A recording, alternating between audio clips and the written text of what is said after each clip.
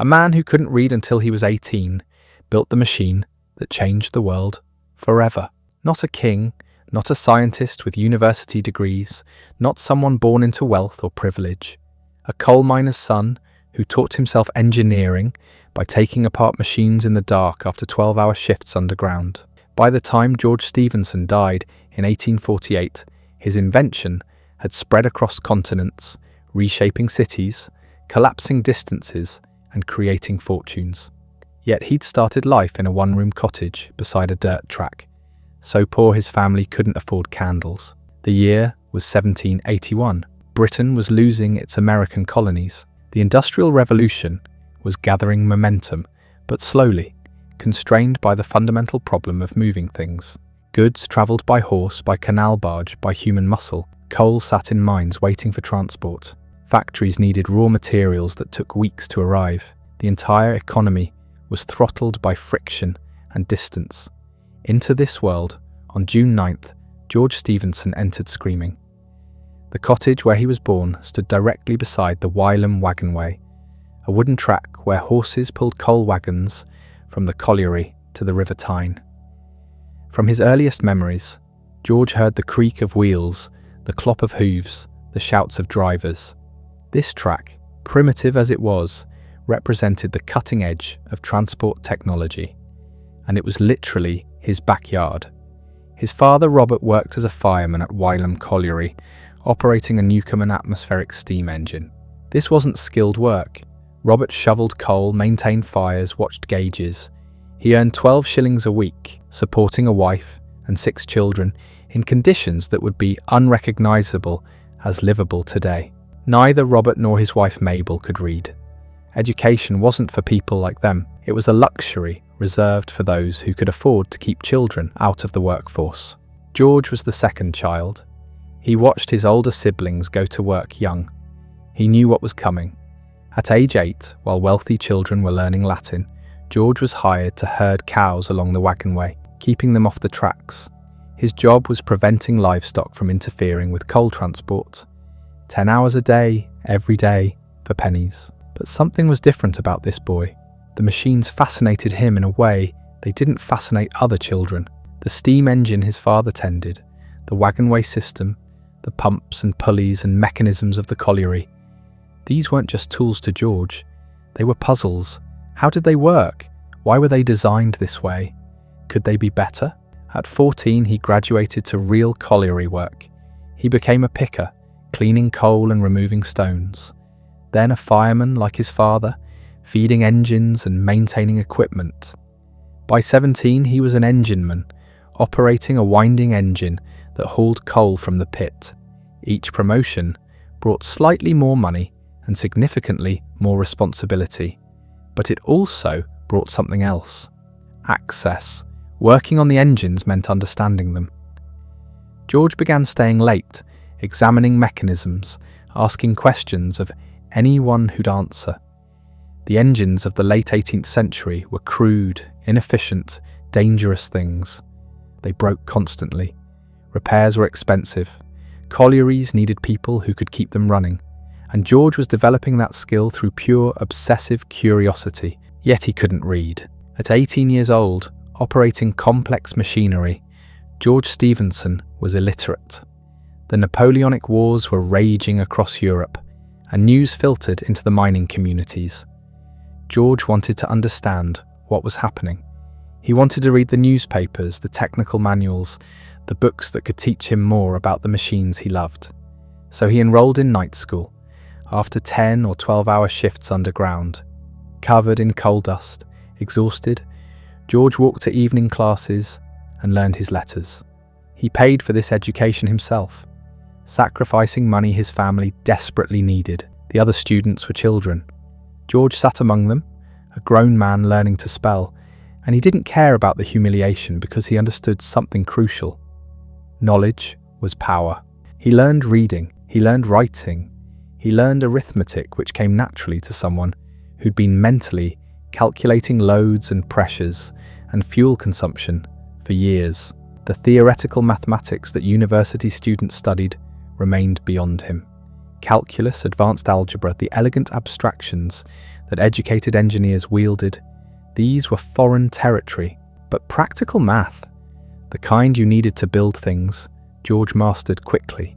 His education coincided with courtship. George had noticed Elizabeth Hindmarsh, called Betty, the daughter of a farmer in Black Collerton. They met secretly in her father's orchard. Young love, simple and genuine. George courted her properly, or tried to, but Betty's father refused to allow the marriage. The reason was blunt. George was a miner. Miners were poor, uneducated, rough. They weren't suitable husbands for farmers' daughters. The rejection stung, but George accepted it. He had no prospects to offer. He turned his attention to the Henderson family, where he lodged. First Anne Henderson caught his eye, but she rejected him. So he pursued her sister Frances, called Fanny, who was 9 years older. This wasn't the romantic passion of his youth with Betty. This was practical. Fanny accepted, and they married at Newburn Church on November 28, 1802. They moved to Willington Quay, east of Newcastle, into a single room of a cottage. George worked as a brakesman. The pay was barely enough. To supplement his income, he made shoes, he repaired clocks, he cut clothing patterns for miners' wives. Fanny helped where she could. They were grinding out survival week by week, hoping to build something better. In 1803, their son Robert was born. Finally, something good. George doted on the boy.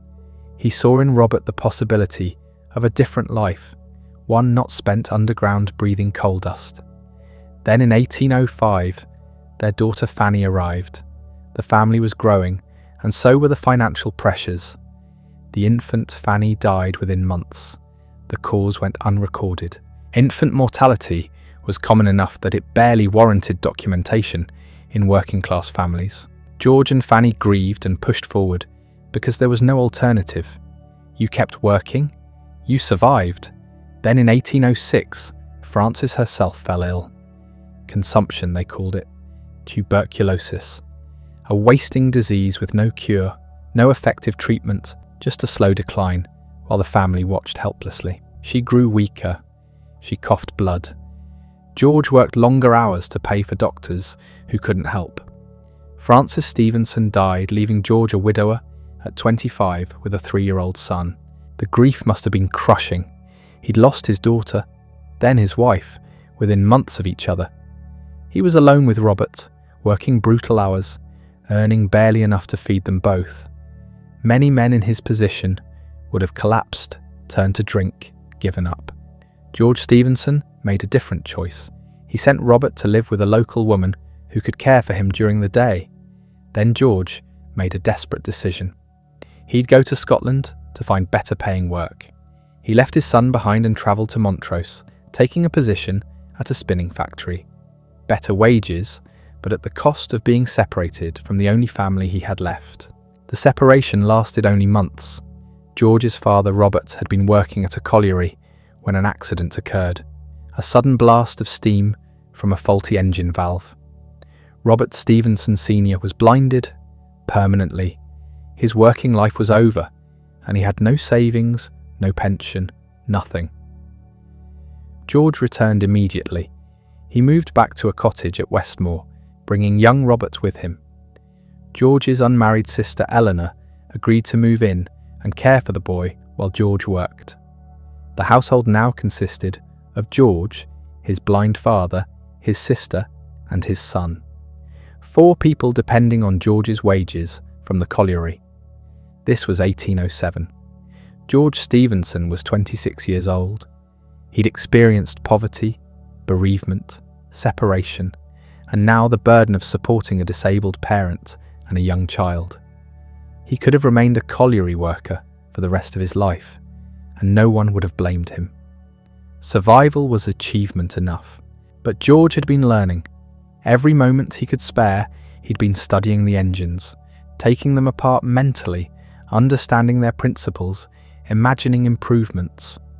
In 1811, opportunity arrived in the form of a broken pumping engine at High Pit, Killingworth. The engine wasn't working properly.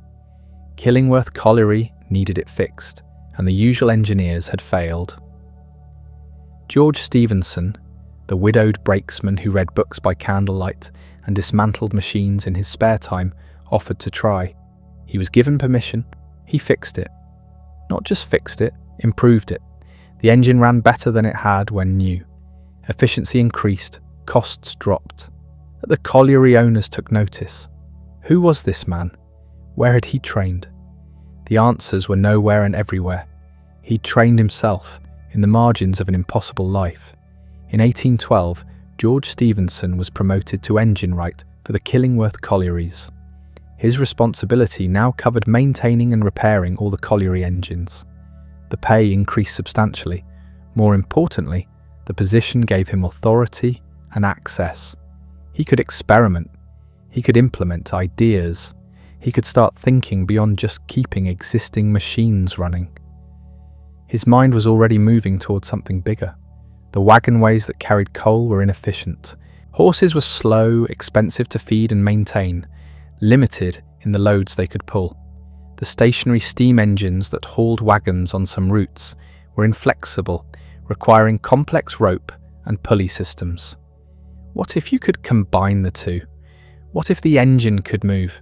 This wasn't an original idea. Others had built experimental locomotives. Richard Trevithick had demonstrated a steam-powered vehicle as early as 1804. But these machines were unreliable, expensive, and often broke the cast-iron rails they ran on. They were curiosities, not practical transport solutions.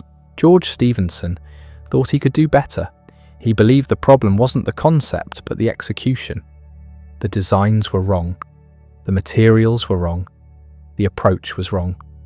And unlike the educated engineers who'd failed before him, George had something they lacked: years of practical experience, keeping temperamental machines running in the worst possible conditions. He started sketching designs. He studied Matthew Murray's locomotive, travelling to nearby collieries to examine it. He made notes, mental calculations, plans. By 1814, he was ready to build. The locomotive he designed would be called Blücher, named after the Prussian general who'd fought Napoleon. It was constructed in the colliery workshop behind Stephenson's home, a small building called Dial Cottage on Great Lime Road. George worked on it himself, hands-on, solving problems as they emerged. Blücher used flanged wheels running on rails.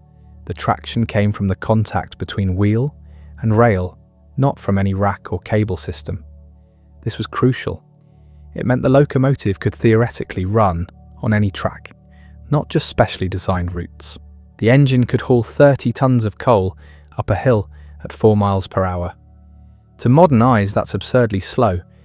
In 1814, it was revolutionary. The demonstration succeeded. Blücher worked. It pulled loads. It didn't break the rails. It was practical, not just theoretically interesting. George Stephenson had built a functioning locomotive without formal engineering training, without university education, without wealthy backers. He'd done it through observation, experimentation, and sheer stubborn determination. Over the next several years, he built 16 more locomotives at Killingworth. Each one incorporated improvements learned from the previous design. The engines became more reliable, more powerful, more efficient. George was teaching himself locomotive engineering by building locomotives, learning from every failure and success. But while his professional life was advancing, his personal life remained complicated. He was raising Robert alone, with help from his sister Eleanor. The boy was bright, curious, showing the same fascination with machines his father had. George made a decision that would define both their futures. Robert would receive the education George had been denied. He enrolled Robert in a Newcastle school to study mathematics properly. Real mathematics, taught by educated teachers. Every night when Robert came home, father and son would review the homework together. George learned alongside his son, filling gaps in his own knowledge while ensuring Robert mastered subjects that had been completely inaccessible to working-class children a generation earlier. This nightly study routine created more than just shared knowledge. It forged a partnership. Robert learned theoretical principles, while George provided practical context. The boy understood the mathematics of leverage and force. The father understood how those forces played out in real machines under real conditions. Together, they formed a complete engineer split across two people, and George needed every advantage he could get, because in 1815, something happened that would test both his technical skills and his social standing in ways he'd never experienced. The challenge came from an unexpected direction, and it would lead to one of the most bitter controversies of his entire career. The problem was fire. Coal mines in 1815 were death traps. Methane gas seeped from the coal seams, accumulating in pockets throughout the workings. Miners needed light to see, so they carried naked flames, open lanterns, candles. The combination was predictable and horrific. When flame met gas, the mine exploded. Men died instantly or slowly, buried under collapsed tunnels, burned beyond recognition, suffocated by toxic fumes. The death toll was staggering. Felling Colliery near Gateshead had lost 92 men in a single explosion in 1812. That wasn't unusual.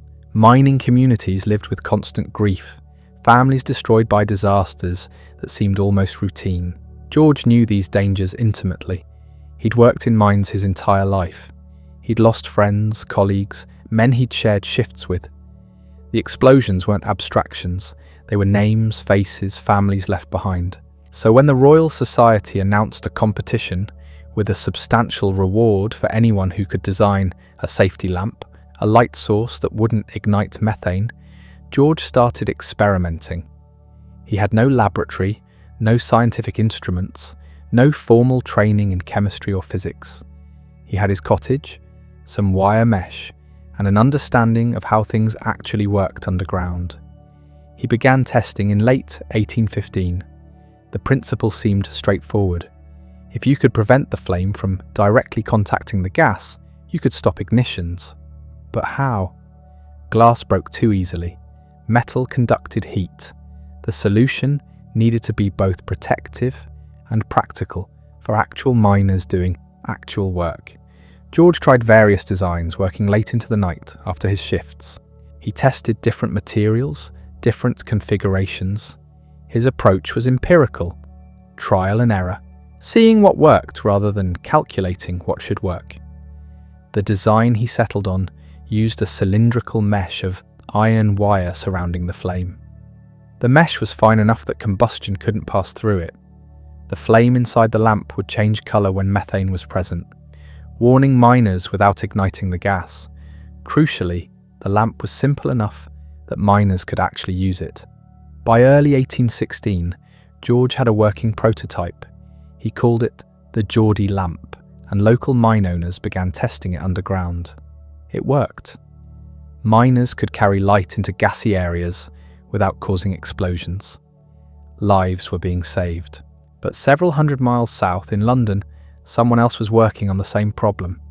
Sir Humphrey Davy was everything George Stephenson wasn't. Aristocratic, educated at the Royal Institution, connected to the highest levels of British science, president of the Royal Society. When he announced his own safety lamp design in late 1815, the scientific establishment immediately hailed it as a breakthrough. Davy's lamp used similar principles to George's, employing wire gauze to contain the flame. The designs weren't identical, but they were remarkably close. Both men had arrived at the same solution through different routes. The question was, who got there first? Davy was convinced Stephenson had stolen his idea. The timing was suspicious. Davy had been working on the problem for months, presenting papers to learned societies, corresponding with other scientists. Then this provincial engine wright suddenly appears with a nearly identical design. Impossible. The man couldn't have developed it independently. He must have heard about Davy's work and copied it. The accusation was devastating. Stealing another man's invention was professional suicide. If proven, George would be ruined, his reputation destroyed, his career finished. What made the charge particularly painful was its foundation in class prejudice. Davy and his supporters couldn't conceive that an uneducated collier could produce genuine innovation. They didn't say this explicitly, but the implication was clear in every statement they made. Scientific discovery happened in laboratories and universities, not in miners' cottages. George's supporters in the north rallied. A local committee of inquiry was formed to investigate the timeline and establish who had invented what when. They interviewed witnesses, examined George's experimental apparatus, documented his work process. Their conclusion was unambiguous. Stephenson had been working independently. He'd developed his lamp without knowledge of Davy's research. Both men deserved credit. The committee awarded George £1,000, a substantial sum that recognised his contribution. But Davy's supporters refused to accept the findings. How could a committee of provincial mine owners possibly evaluate scientific priority?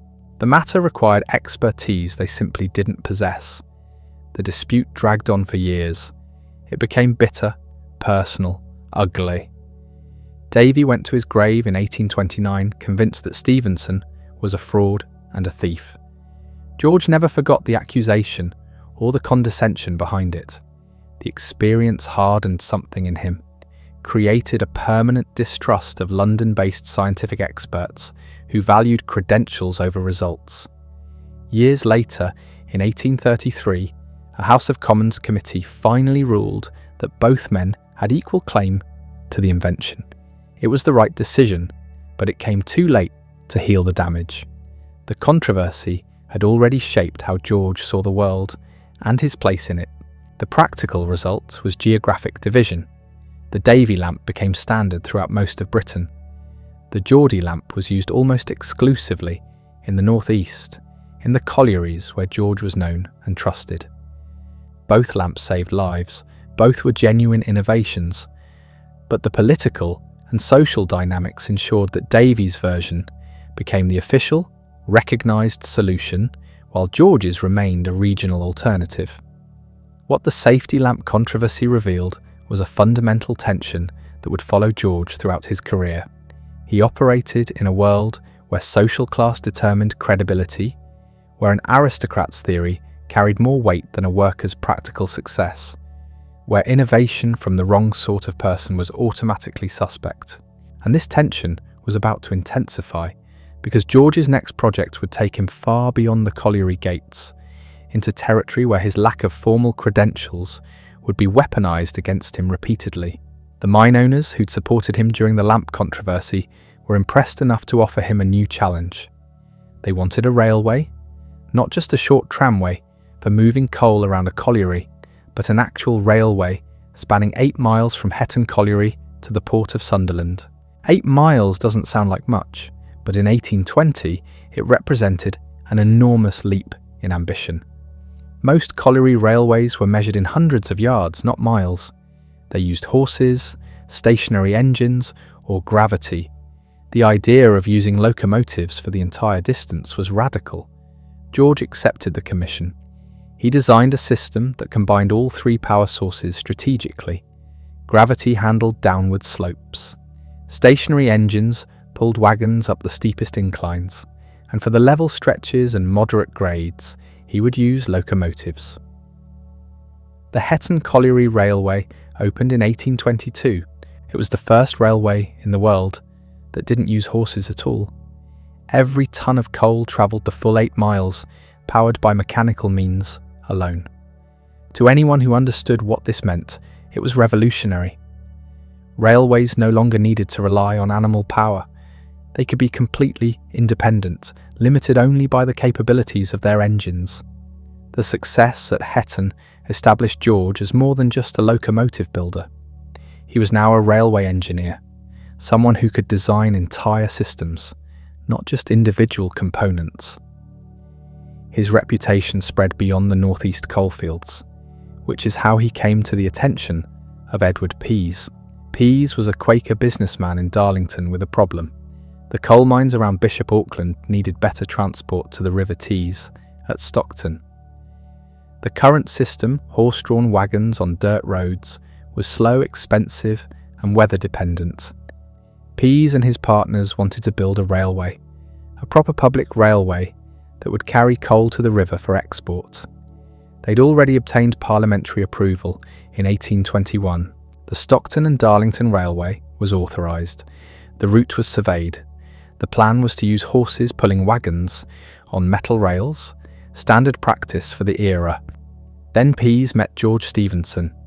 We don't know exactly what was said in that meeting, but whatever George proposed, it convinced Pease to completely change the railway's design. Instead of horses, they would use locomotives. Instead of a simple wagonway, they would build something unprecedented, a public railway powered by steam. Pease made George the chief engineer. At age 40, after decades in the collieries, George was about to build something that would change Britain forever. The Stockton and Darlington Railway would be 25 miles long, connecting collieries near Bishop Auckland to the River Tees, passing through Darlington. That was 4 times longer than Hetton. The engineering challenges were proportionally greater. George surveyed the route in 1821, assisted by 18-year-old Robert. Father and son worked together, Robert handling the mathematical calculations, while George made the practical engineering decisions. The partnership that had begun with nightly homework sessions was now a professional collaboration. Construction started the same year. George supervised everything: the grading, the bridge construction, the track laying. He made decisions about gradients and curves based on his understanding of locomotive capabilities. The line had to be gentle enough for the engines to pull heavy loads, which meant extensive earthworks, cuttings through hills, embankments across valleys. But George had another problem. He needed locomotives. Reliable locomotives, better than anything currently available. He couldn't just buy them from someone else because nobody was building locomotives commercially. Each engine was custom-made for specific railways, so George decided to start a company. In 1823, he partnered with Edward Pease and others to form Robert Stephenson and Company, the world's first locomotive manufacturing business. They established works in Newcastle on 4th Street, with Robert as the managing partner. Robert was 20 years old. George had prepared him for exactly this role through years of education and hands-on experience. The son would handle the business and technical details of locomotive construction, while the father oversaw the railway projects that would use those locomotives. The first engine produced by the new company was called Locomotion. It was completed in the fall of 1825, just in time for the railway's opening, September 27th, 1825. That's the date everything changed. The Stockton and Darlington Railway opened to massive public interest. Thousands of people lined the route to witness the spectacle. A man on horseback carrying a flag led the procession, the banner reading Periculum Privatum Utilitas Publica. Private danger is the public good. When the horsemen cleared the way, George Stephenson opened the throttle on Locomotion and started moving. Behind the engine, 6 wagons loaded with coal and flour, then the passenger coach experiment carrying important dignitaries, then 21 wagons fitted with temporary seats packed with workers and their families. 600 people in total. The train moved at 15 miles per hour. For comparison, a horse-drawn coach on good roads might average 8 to 10 miles per hour. This wasn't just faster, it was transformatively faster while carrying a load no horse team could manage. George guided Locomotion along the 9-mile track in just under 2 hours. The crowds cheered. The investors celebrated. The doubters, of whom there were many, fell silent. This wasn't a colliery demonstration or an experimental prototype. This was a functioning public railway, open to anyone who wanted to pay for transport. It carried goods and passengers reliably, safely, profitably. The technology worked, but there was one more detail from that opening day that would echo through history. George had made a decision about the track gauge, the distance between the rails. He'd chosen 4 feet 8.5 inches. Why that specific measurement? Because it was what worked. George had experimented and found that rails spaced 4 feet 8 inches apart caused wheels to bind slightly on curves. Moving each rail outward by a 1/4 inch solved the problem without requiring modifications to the locomotives. It was a tiny adjustment based on practical experience. That 1/4 inch decision would define global railway construction for the next 2 centuries. Approximately 60% of the world's railways still use that exact gauge today. Think about that. A decision made by a self-taught engineer in 1825 based on nothing more than watching wheels bind on curves and adjusting by a 1/4 inch became the global standard. Railways in North America, Europe, China, Australia, all running on tracks spaced 4 feet 8.5 inches apart because George Stephenson found it worked best for his locomotives. The Stockton and Darlington proved something the experts had doubted. Steam railways were practical, profitable, scalable. Within months, other railway schemes emerged across Britain. Investors who dismissed the idea as fantasy were now scrambling to fund new lines.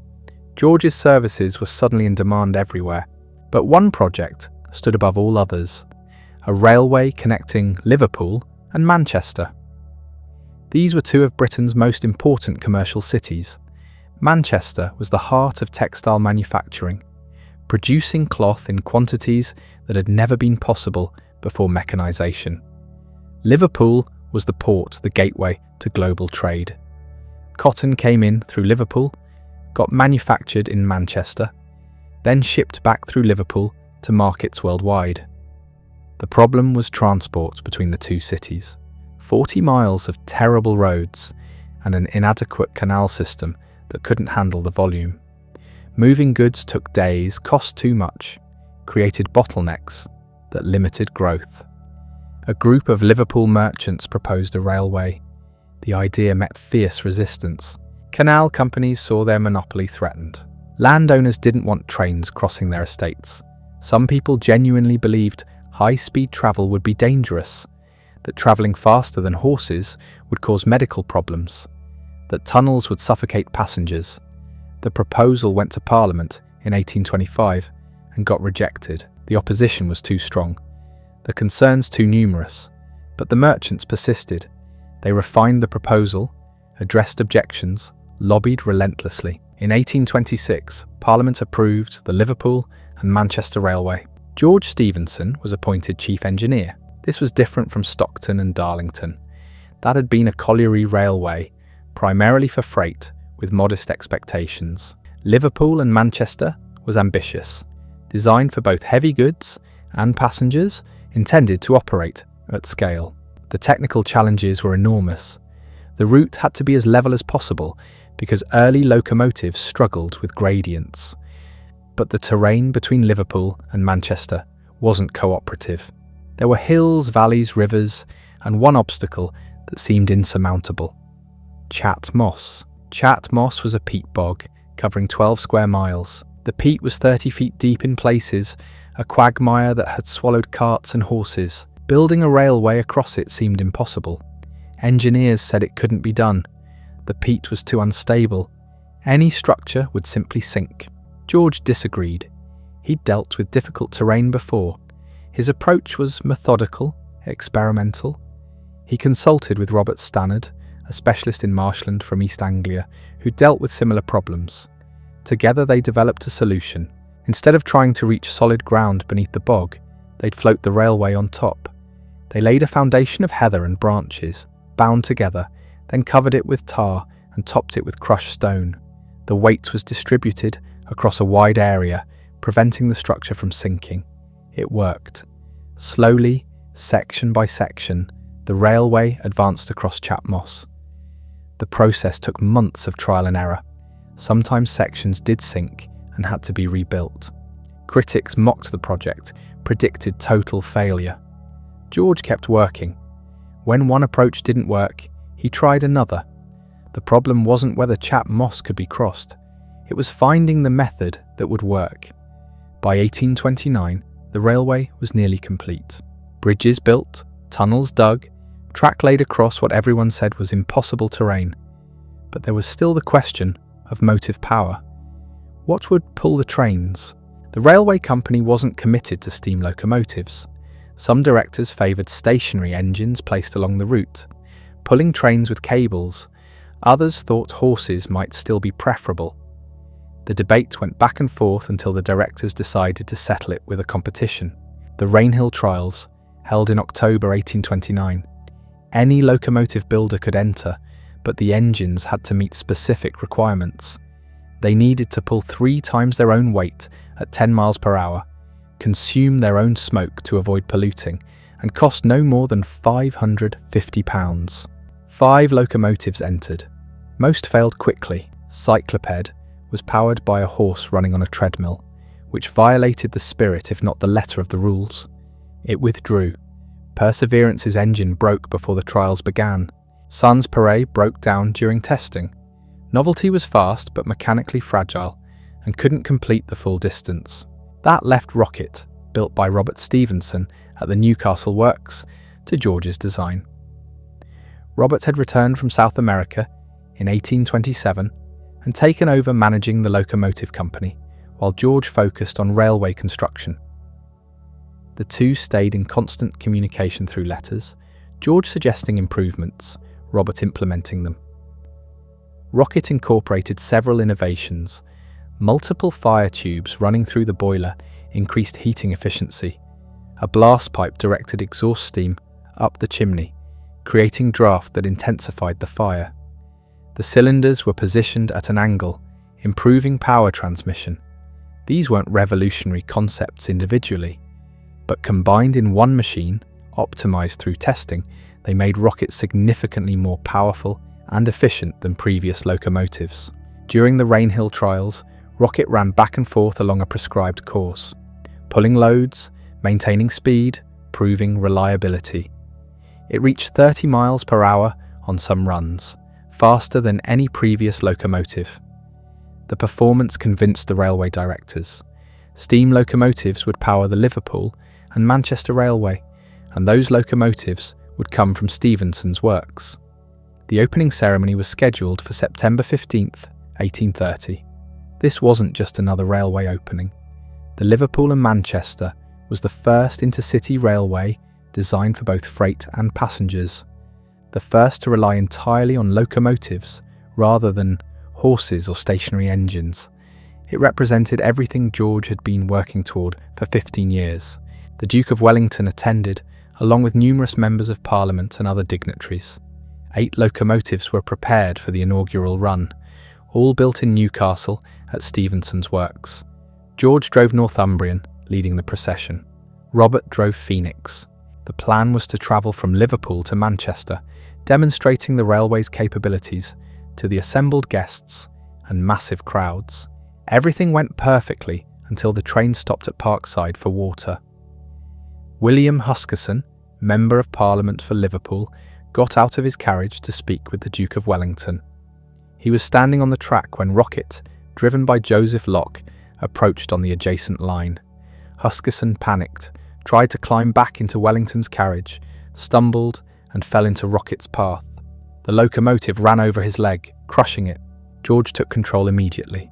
He uncoupled Northumbrian from its train and used it to rush Huskisson to Eccles, 15 miles away, where doctors were waiting. Northumbrian covered the distance in 25 minutes, the fastest anyone had ever travelled overland, but the injury was too severe. Huskisson died that evening. The accident cast a shadow over what should have been a triumph. Critics pointed to it as proof that railways were dangerous. The opening ceremony continued in subdued fashion, but the celebration was muted. George felt the weight of it. The first railway passenger fatality on the line he'd built during the opening ceremony. Yet the railway itself proved spectacularly successful. Within weeks, public enthusiasm overcame the initial shock. Passengers flooded the line. The trains ran multiple times daily, carrying far more people than the company had projected. Freight followed, with goods moving between Liverpool and Manchester in hours instead of days. The railway made money from the start, validating everything George had argued about the commercial viability of steam transport. Other railway schemes immediately emerged. If Liverpool and Manchester could work, similar lines could connect other cities. Railway mania was beginning. Investors wanted to fund new projects, engineers wanted to build them, and everyone wanted George Stephenson. He became chief engineer for multiple railways simultaneously: the Manchester and Leeds Railway, the Birmingham and Derby Junction Railway, the North Midland Railway, the York and North Midland Railway. Each project required surveys, planning, solving unique engineering problems. George travelled constantly, moving from one site to another, overseeing construction, making decisions, training younger engineers. His reputation was now international. American railway builders came to Newcastle to learn from him and to buy locomotives from his works. The first locomotives operating in the United States were Stephenson engines. European engineers consulted him on their projects. He wasn't just building Britain's railway network, he was exporting the technology worldwide. But success brought new challenges. As more railways were built, questions emerged about how they'd connect. Different companies built lines to different specifications. Some used George's gauge, others didn't. Some used different rail profiles, different signalling systems, different loading gauges. If the goal was a national network, these incompatibilities created problems. George argued consistently for standardization. Use the same gauge everywhere, so trains could run across different companies' lines without transferring cargo. Use compatible equipment, so locomotives and rolling stock could move freely. Plan for integration from the start rather than building isolated systems. Not everyone agreed. Isambard Kingdom Brunel, another brilliant engineer, designed the Great Western Railway with a 7-foot gauge, arguing it provided better stability and speed. Other engineers made different choices based on local conditions or personal preferences. The result was a patchwork of systems that couldn't easily connect. Parliament eventually had to intervene. In 1846, they mandated that all new railways use the standard gauge, 4 feet 8.5 inches, unless special circumstances justified deviation. Brunel's broad gauge survived for decades, but was eventually converted. George's practical choice made on a colliery line in the 1820s became law. The professional demands were relentless. George was in his 50s now, wealthy beyond anything he'd imagined as a young brakesman, but the work never stopped. New railways needed surveying. Parliament required testimony on proposed bills. The locomotive works needed oversight. Investors wanted consultations. Younger engineers sought mentorship. Robert had matured into a brilliant engineer in his own right, eventually surpassing his father in some technical areas. The relationship shifted. They were no longer teacher and student, but professional equals, collaborating on projects, debating solutions, pushing each other's thinking. What George had started by insisting his son receive proper education had created a partnership that advanced the entire field. George's personal life finally found some stability.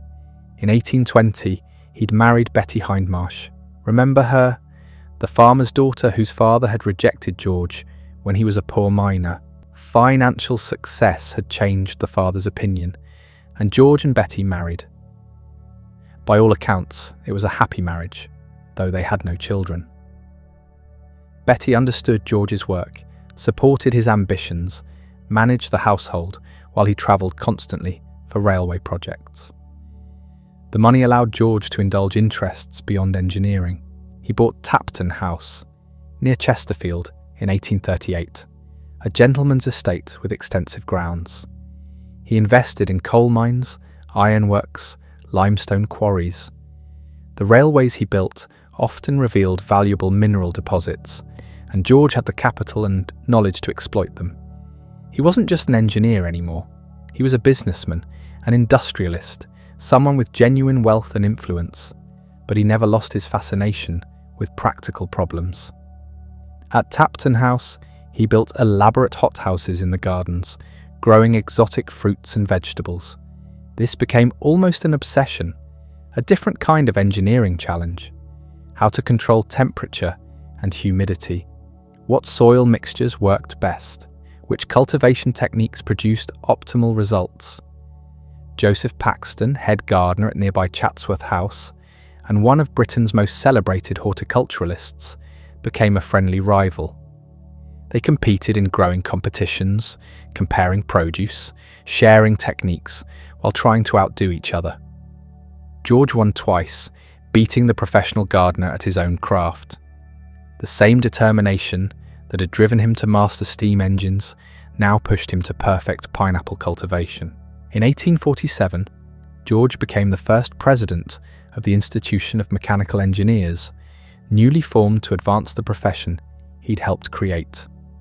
It was a recognition of his contributions, an acknowledgement that the self-taught colliery worker had fundamentally changed engineering.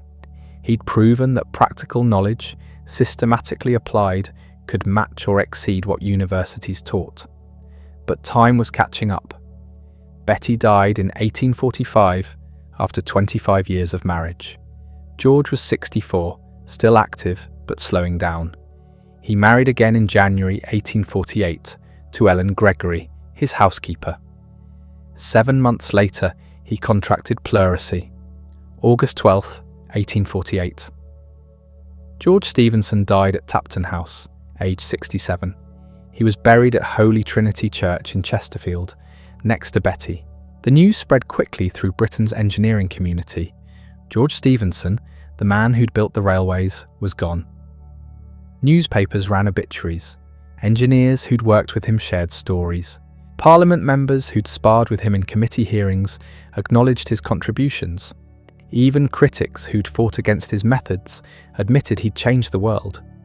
But here's what's strange about death and legacy. The man was buried, mourned, remembered. Yet most of what made him significant was just beginning to fully unfold. Railways in 1848 were established in Britain, spreading across Europe, starting to appear in America. But the true railway age, the era when trains would remake civilization itself, was still ahead. George died at the inflection point. He'd built the foundation, but wouldn't see the structure that rose from it. Robert took over the business, the locomotive works, the engineering consultancies, the ongoing projects. Father and son had been partners for years. Now Robert stood alone, carrying forward work they'd pioneered together. He'd already achieved things George hadn't, designing bridges and structures that pushed beyond what his father could envision. The younger Stephenson would become even more famous than his father in some circles, but he never forgot where the knowledge originated. Every innovation Robert made built on principles George had discovered through trial and error in colliery workshops. The railway boom exploded in the 1850s and 60s. Lines spread across Britain like veins, connecting every major city, reaching into rural areas, transforming how people lived and worked. The pattern repeated globally. European nations built networks, copying British designs. American railroads pushed west, using locomotives purchased from or modelled after Stephenson's engines. India, Australia, South America, Africa. Everywhere European influence reached, railways followed. And most of those railways used the standard gauge George had established back on the Stockton and Darlington line. Think about what that means practically. A decision made in the 1820s based on colliery wagon widths became infrastructure determining how billions of tons of freight and millions of passengers would move for the next 2 centuries. George wasn't thinking about global implications when he chose 4 feet 8.5 inches. He was solving an immediate problem: keep the gauge compatible with existing mine railways while allowing smooth curves. The long-term consequences were accidental but irreversible. The gauge wars proved this. Isambard Kingdom Brunel, brilliant engineer and George's contemporary, believed wider gauge was superior. He built the Great Western Railway using 7-foot gauge, arguing it allowed faster speeds and more stability. Technically, he was right. Brunel's broad gauge trains performed better than standard gauge equivalents. But Brunel was wrong about what mattered. Technical superiority meant nothing if your railway couldn't connect with anyone else's. The Great Western became an island, incompatible with the growing network around it. Eventually, decades later, it was converted to standard gauge. George's practical choice beat Brunel's engineered perfection because compatibility trumps optimization. This pattern repeated everywhere railways spread. Some nations initially chose different gauges. Russia went wider, thinking it would prevent invasion. Spain and Portugal picked Iberian gauge. But international trade required standardization. Goods crossing borders needed to stay on the same trains. Standard gauge kept winning not through technical merit, but through network effects. The more railways used it, the more new railways had to use it. George's choice became locked in, self-reinforcing, irreversible. The safety lamp story also evolved after his death. The Davy versus Stephenson controversy had been bitter while both men lived.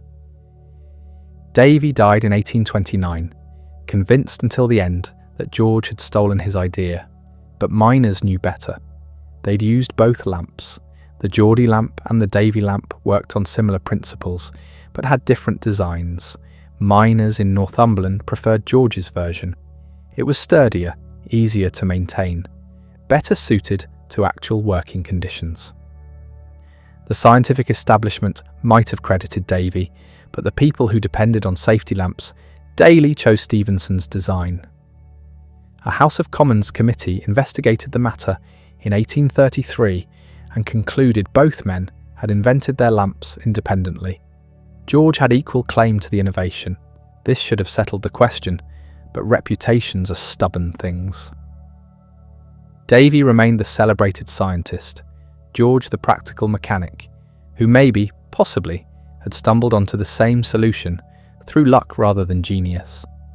The class prejudice that had dogged George his entire career didn't disappear at his death. Yet practical results spoke louder than credentials. Mines using Geordie lamps had fewer explosions. The design improvements George had made, small modifications based on field testing rather than theory, actually worked better in real conditions. Science and engineering aren't the same thing. Scientists discover principles, engineers solve problems. George was always an engineer first, and the proof was in the machinery that worked. The railways that ran, the lamps that kept miners alive. The fortune George left behind demonstrated how far he'd come from that cottage in Wylam. He owned Tapton House and its extensive grounds. He held shares in multiple coal mines, ironworks, and limestone quarries. The locomotive works in Newcastle, though Robert now managed it, generated continuing revenue. Property investments, railway shares, mineral rights. The exact value is difficult to calculate in modern terms, but George died a wealthy man by any measure. The boy who'd herded cows for pennies left an estate that secured his family's future. His will showed characteristic generosity. He'd financially supported families of workers who died in accidents throughout his career. Men injured building his railways received ongoing assistance. Widows and orphans of employees were provided for. This wasn't legally required. Victorian Britain had no workers' compensation laws, no social safety net. George chose to take responsibility, recognising that his success had been built partly on others' labour and sacrifice. Some had literally died building his railways. He made sure their families didn't starve. The institution of mechanical engineers, which George had presided over in 1847, became increasingly important after his death. It established engineering as a distinct profession, separate from general mechanics or theoretical science. The institution created standards, shared best practices, trained new engineers. It formalized what George had done informally throughout his career, mentoring younger men, sharing hard-won knowledge, advancing the field through collaboration rather than competition. Well, mostly, George had certainly competed when necessary, but he'd also recognized that raising overall standards helped everyone. His reputation went through phases. Immediately after death, he was celebrated as a hero of industry. a self-made man who transformed Britain through determination and practical skill. The Victorians loved that narrative.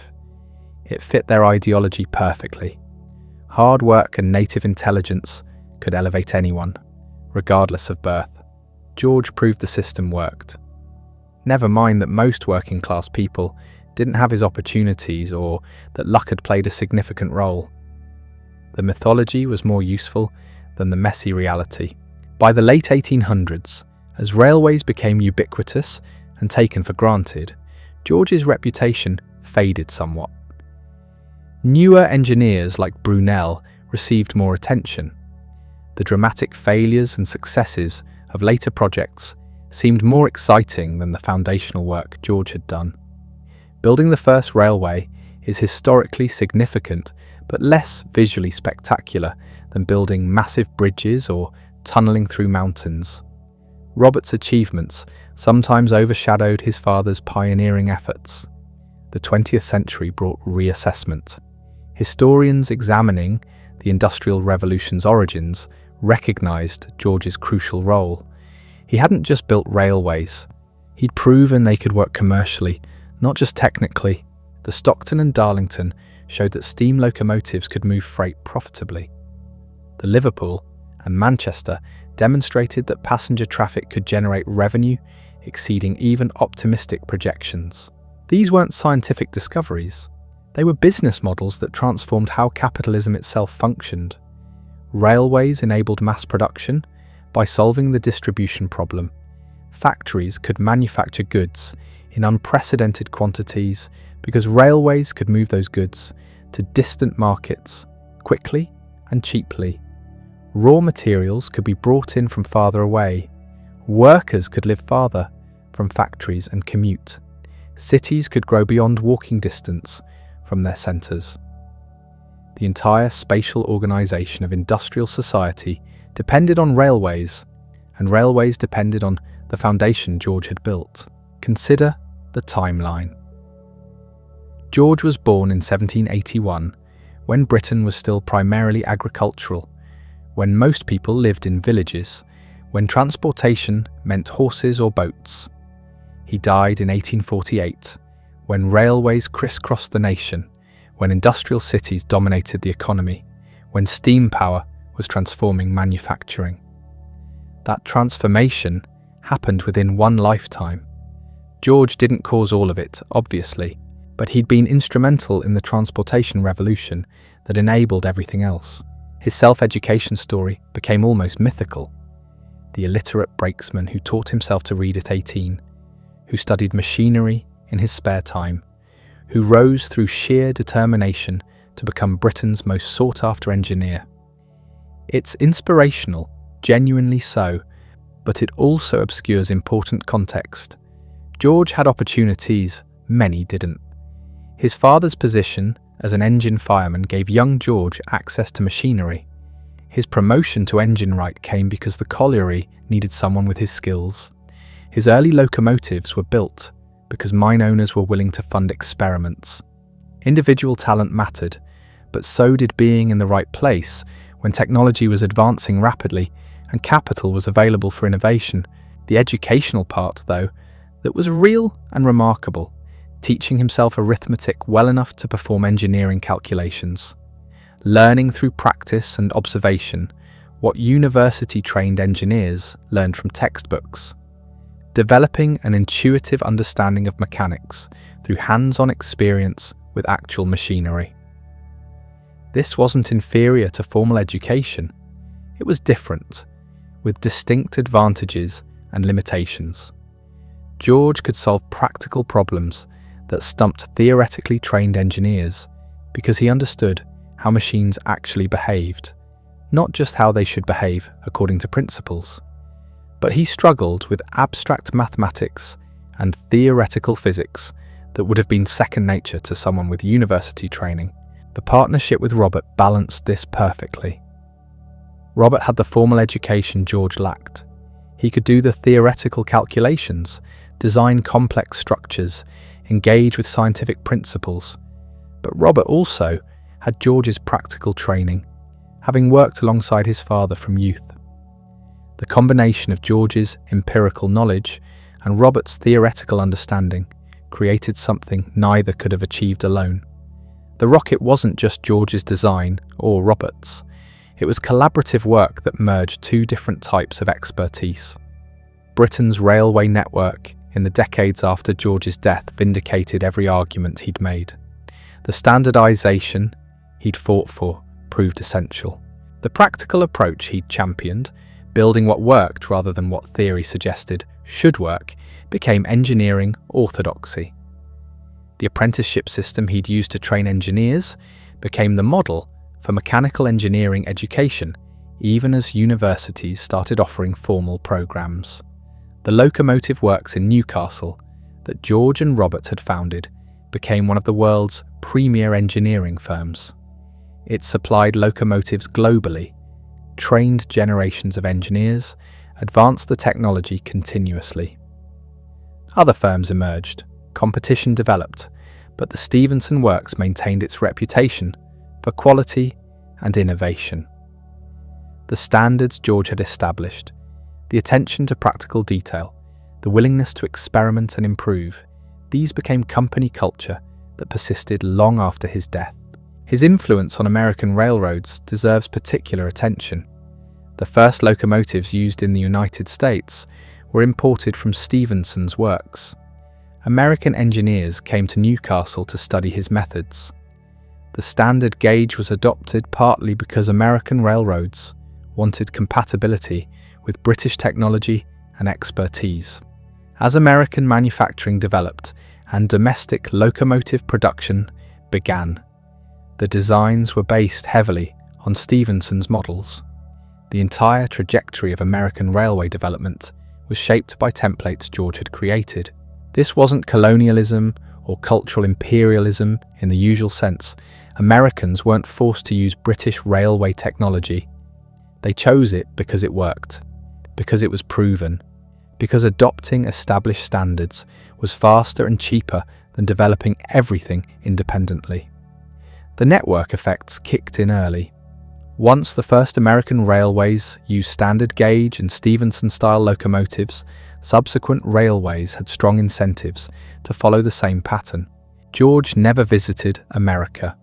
He never saw the vast distances American railways would eventually cover, never witnessed how the technology he'd pioneered would enable westward expansion and continental integration. But his influence crossed the Atlantic anyway, carried by engineers who'd studied his methods and locomotives built to his designs. The Continental Railways told a similar story. Belgium's first railway, opened in 1835, used locomotives from Newcastle and adopted standard gauge. German states building railways in the 1830s and 1840s followed the same pattern. French engineers studied Stephenson's methods before constructing their own networks.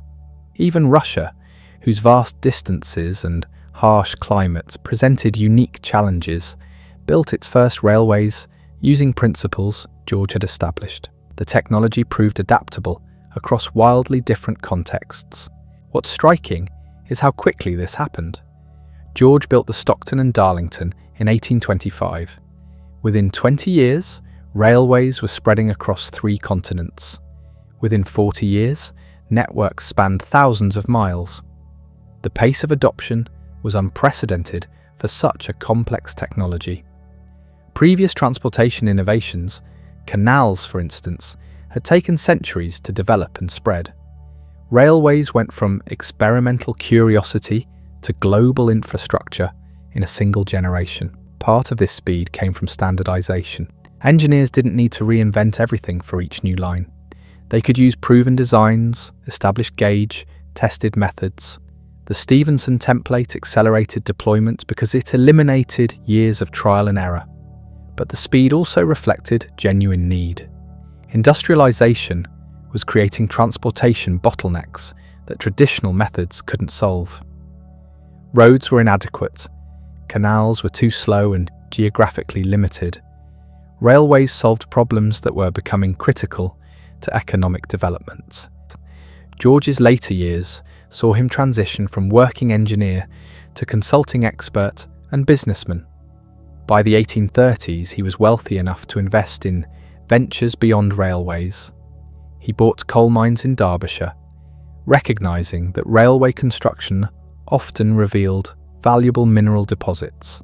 The tunnelling and excavation required for laying track exposed coal seams that could then be exploited commercially. This wasn't insider trading exactly, but it was leveraging knowledge gained through engineering work for personal profit. He invested in ironworks, understanding that railway expansion would drive massive demand for iron rails. He bought limestone quarries, knowing lime was essential for construction and agriculture. These investments showed business acumen that matched his engineering talent.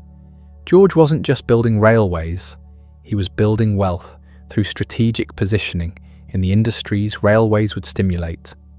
In 1838, he purchased Tapton House near Chesterfield. This wasn't a modest cottage, it was a gentleman's estate with substantial grounds. George was now living as landed gentry, a remarkable transformation from the cottage at Wylam where he'd been born. The house had extensive gardens, which became George's new obsession. He built hothouses for growing exotic plants, experimented with horticulture, competed with professional gardeners in producing prize specimens. This might seem trivial, a rich man's hobby, but it reveals something about George's character. He approached gardening the same way he'd approached locomotives, through experimentation, observation, learning by doing. He wasn't content to hire gardeners and admire the results. He wanted to understand the principles, master the techniques, compete with the best. His rivalry with Joseph Paxton, head gardener at Chatsworth House, and later designer of the Crystal Palace, became local legend. George reportedly beat Paxton in horticultural competitions twice, victories he treasured as much as engineering triumphs. His personal life during these years was marked by both stability and loss. In 1820, now considerably wealthier than when he'd first courted her, George married Betty Hindmarsh. This was the same woman whose father had rejected him as unsuitable decades earlier when he was a poor miner. The marriage was apparently happy, though they had no children. Betty died in 1845, leaving George widowed again after 25 years together. The loss of Betty affected him deeply. She'd been part of his life from youth, a connection to his origins even as his circumstances transformed. Her death came as George was already withdrawing from active engineering work, transitioning into advisory roles and managing his investments. The combination of personal loss and professional change marked a shift toward his final years. In 1847, George became the first president of the Institution of Mechanical Engineers, a professional organisation established to advance the field he'd done so much to create. This was recognition by his peers, an acknowledgement that despite lacking formal credentials, George had become the elder statesman of mechanical engineering. His presidential address emphasised practical knowledge over theoretical training, unsurprisingly, given his own background. The grave is still there, marked with a monument that identifies him simply as George Stephenson, engineer. His will revealed the extent of his wealth.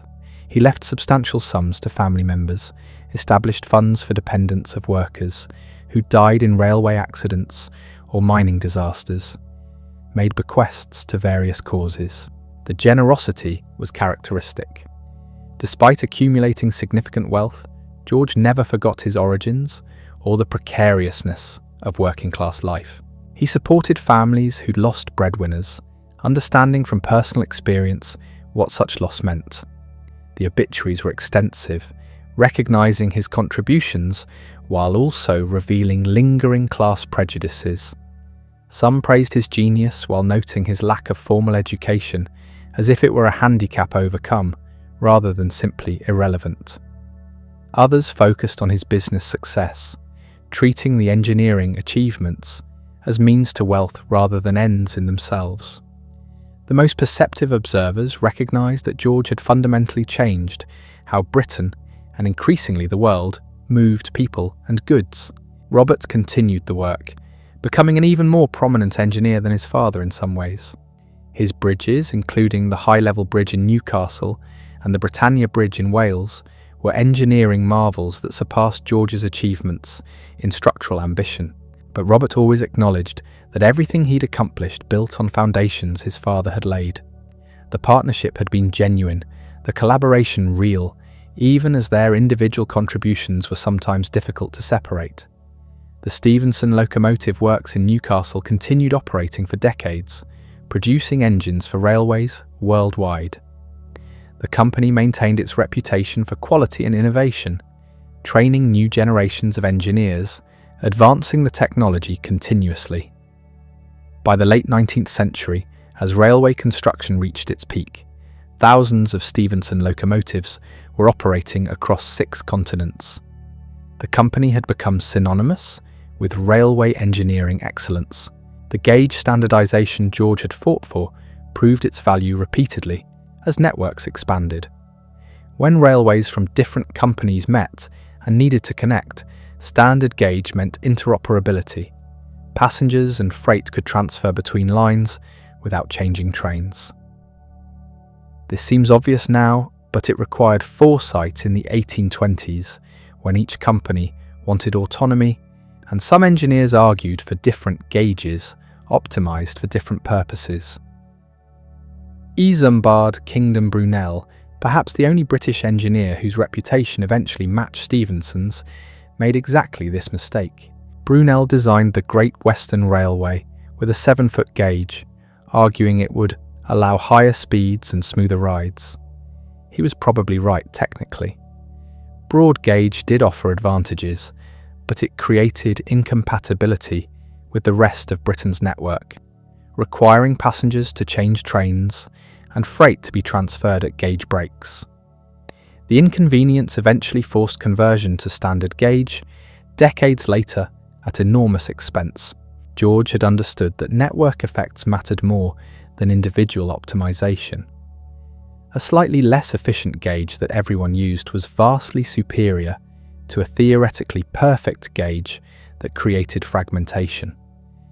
This systems-level thinking, this recognition that railways were infrastructure rather than isolated projects, was one of his most important contributions. The safety lamp controversy never fully resolved during George's lifetime. Humphrey Davy went to his grave in 1829, convinced that Stephenson had stolen his invention. The scientific establishment largely sided with Davy, while northern mining communities championed George.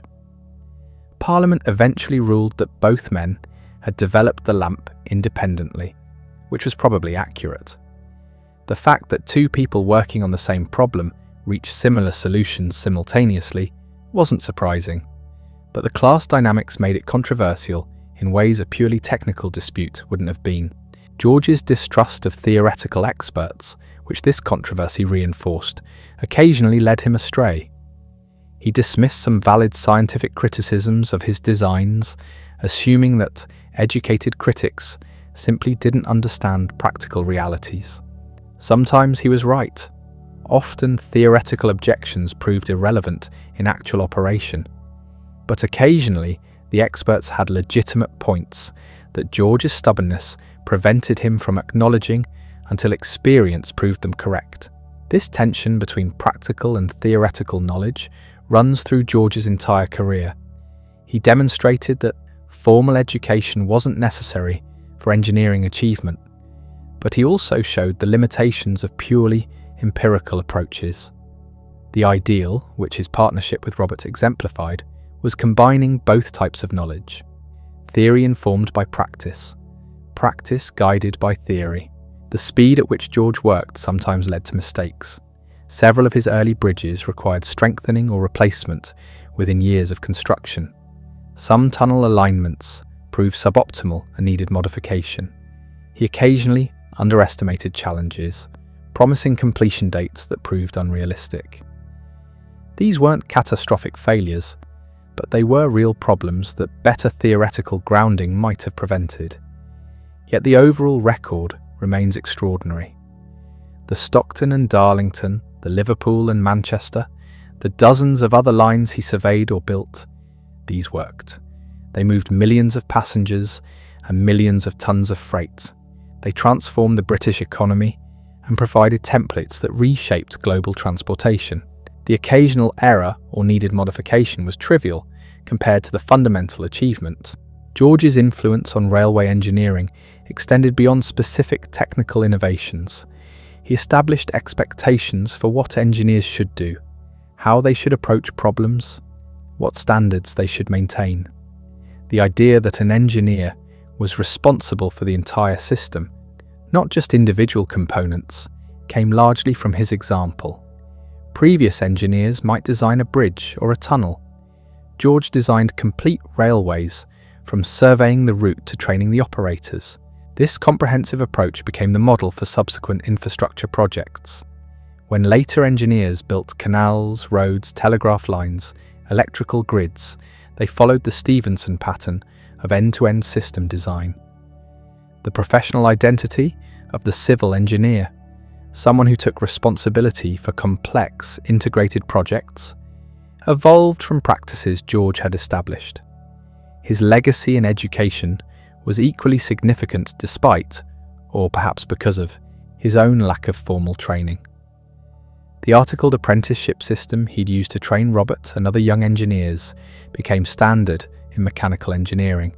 Young men learned by working alongside experienced practitioners, gradually taking on more responsibility, eventually becoming masters themselves.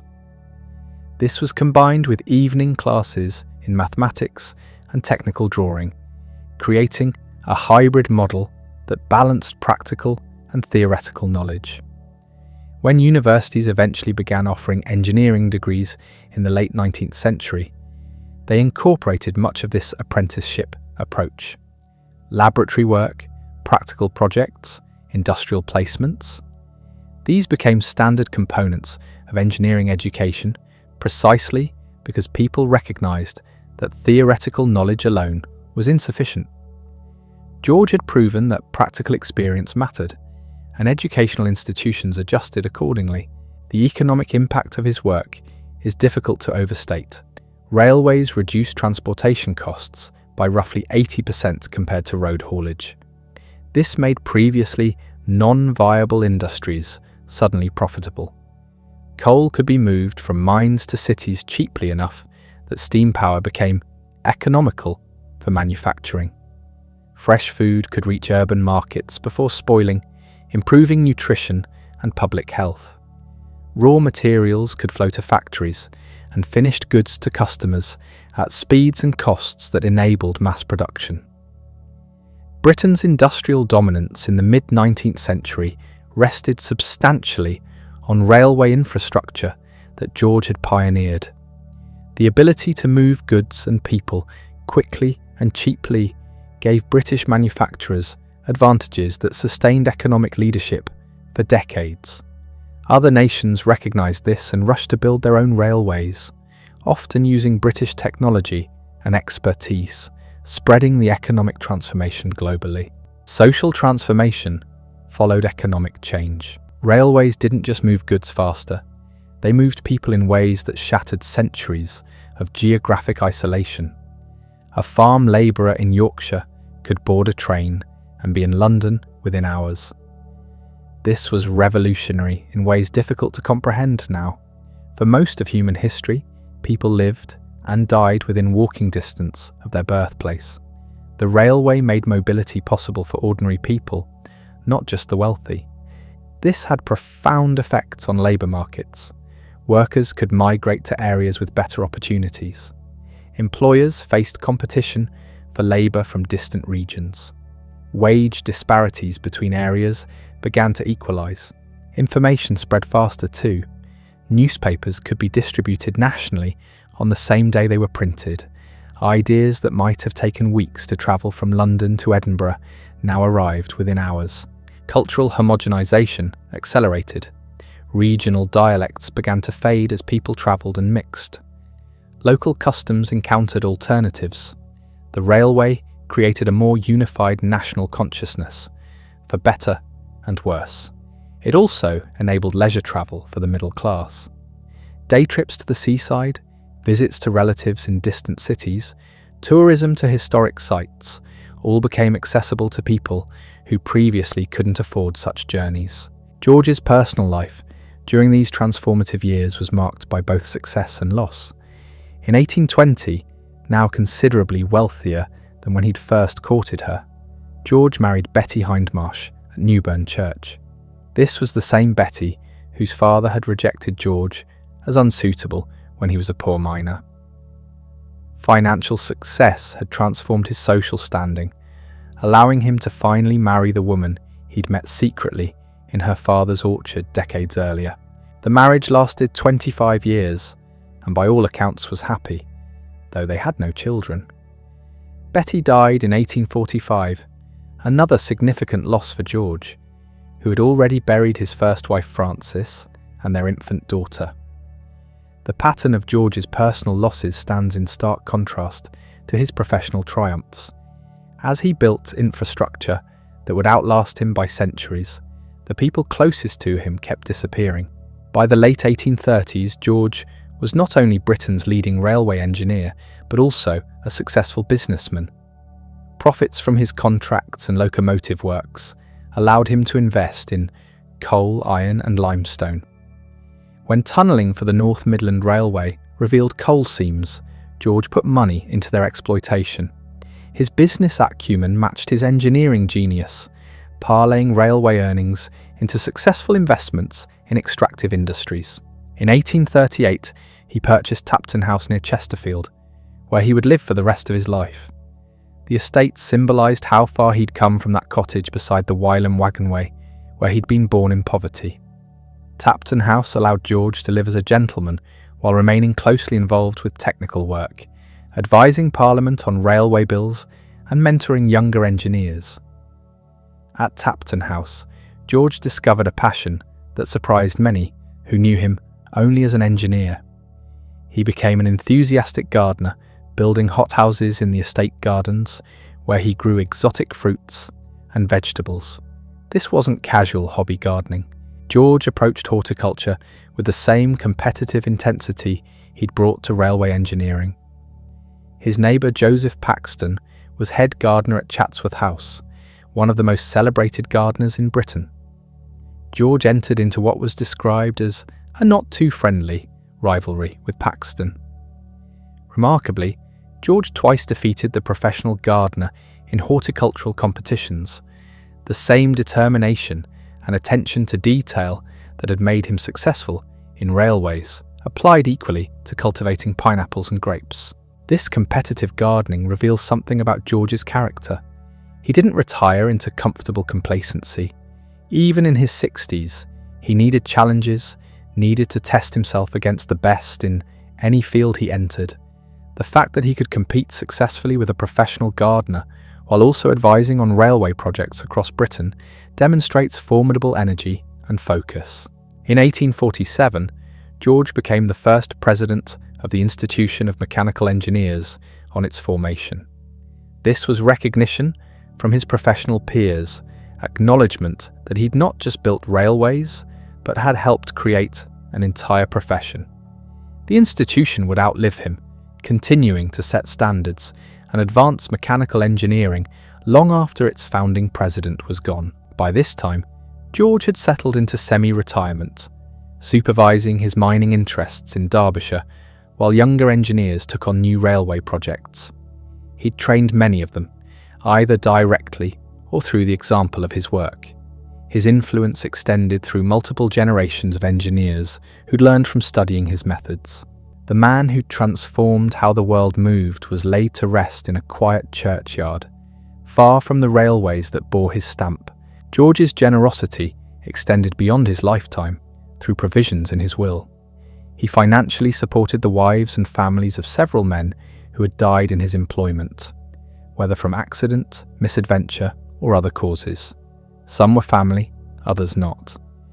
This sense of responsibility toward his workers' dependents was unusual for the era, reflecting values formed during his own experience of poverty and loss. The railway he'd pioneered continued expanding after his death. By 1850, Britain had over 6,000 miles of track. By 1900, over 18,000. The network George had helped create became the circulatory system of industrial Britain, carrying the coal, iron, manufactured goods, and people that made Victorian prosperity possible. His son Robert continued the work, becoming an even more celebrated engineer than his father. Robert built railways across the world, from Egypt to Canada. The Stephenson firm Robert inherited became the premier locomotive manufacturer globally. But Robert never forgot that he'd learned the fundamentals at his father's side, working through mathematics homework together in the evenings after George's long days in the colliery. The standard gauge George had established, 4 feet 8.5 inches, became dominant worldwide. Today, approximately 60% of the world's railways use Stephenson gauge. This might be George's most enduring legacy, a technical standard chosen pragmatically that shaped global infrastructure for 2 centuries. Every time a train runs on standard gauge track anywhere in the world, it's using dimensions George settled on through trial and error at Killingworth. The influence extended beyond railways into broader industrial culture. George had demonstrated that formal education wasn't prerequisite for engineering achievement. This opened the profession to talented individuals from working-class backgrounds who might otherwise have been excluded. The apprenticeship system he'd used, combining practical experience with evening study, became standard for training engineers throughout the 19th century. Universities eventually began offering engineering degrees, but they incorporated much of George's apprenticeship approach. Laboratory work, practical projects, industrial placements, these became standard components precisely because the profession recognised that theoretical knowledge alone was insufficient. George had proven that hands-on experience mattered, and educational institutions adjusted accordingly. The economic impact of railways on British development is difficult to overstate. Transportation costs dropped by roughly 80% compared to road haulage. Industries previously limited by transport expenses suddenly became viable. Coal could move from mines to cities cheaply enough that steam power became economical for all manufacturing. Fresh food reached urban markets before spoiling, improving nutrition and public health. Britain's industrial dominance in the mid-19th century rested substantially on railway infrastructure. The ability to move goods and people quickly and cheaply gave British manufacturers advantages that sustained economic leadership for decades. Other nations recognised this and rushed to build their own railways, often using British technology and expertise, spreading the economic transformation globally. American railroad builders came to Newcastle to learn from the Stephenson shops. The first dozen or so locomotives used in America were purchased directly from George's company. His methods for surveying routes, constructing roadbeds, and operating railways were studied and replicated across continents. The global railway boom of the mid-19th century was essentially the worldwide adoption of techniques George had pioneered. Critics who doubted him were proven wrong by events. The theoretical engineers who'd claimed Chapmos was impassable, the parliamentary committees who'd questioned whether locomotives could handle gradients, the investors who'd thought railways would never compete with canals, all were refuted by operating railways that worked exactly as George had promised they would. This vindication came at a cost. George never forgot the condescension he'd faced from educated elites, the assumption that an uneducated man couldn't possibly understand complex engineering problems. The safety lamp controversy with Humphrey Davy had crystallised this class prejudice, and it coloured George's relationships with theoretical scientists for the rest of his life. Yet George's legacy transcended these personal conflicts. The railways he built continued operating long after everyone involved in their construction had died. The Liverpool and Manchester line is still in use today, nearly 200 years after its opening. Modern trains run on routes George surveyed, through cuttings and over embankments he designed, using gauge dimensions he established. In 2002, a BBC poll named the 100 Greatest Britons. George Stephenson placed at number 65, ahead of many monarchs, generals, and politicians. The centenary of his birth in 1881 was celebrated at Crystal Palace by 15,000 people. Between 1990 and 2003, George's portrait appeared on the British £5 note, recognition that his contribution to national prosperity warranted permanent commemoration. These honours acknowledged not just technical achievement, but social transformation. George had risen from illiteracy and poverty to reshape the world's infrastructure. He'd proven that talent and determination could overcome the barriers of class and education. This narrative resonated powerfully in Victorian Britain and continues to inspire. The railway age George inaugurated lasted roughly a century before automobiles and aircraft began to dominate transportation. But railways never disappeared. Today, high-speed rail networks are expanding globally, carrying passengers at speeds George could never have imagined, but using principles he established. The basic technology, steel wheels on steel rails, remains fundamentally unchanged from what he perfected at Killingworth. What made George's achievement possible? Part of it was timing. He came of age precisely when steam engine technology was mature enough for mobile applications, but before anyone had successfully demonstrated railway viability. The opportunity existed for someone with the right combination of skills and determination to seize it. Part was personality, George's relentless drive to improve and perfect, his willingness to learn from failure, his ability to inspire confidence in investors and workers. These personal qualities were as important as his technical knowledge. Different personality, different outcome, even with identical technical skills. Part was context. Britain's industrial revolution created demand for better transportation. Capital was available for investment. The legal and financial infrastructure existed to organise large projects. Political stability allowed long-term planning. George's genius found fertile ground because conditions were right for railways to flourish. But fundamentally, it was George himself. Thousands of people lived through the same era with similar opportunities. Only George built the Liverpool and Manchester Railway. Only George established standard gauge.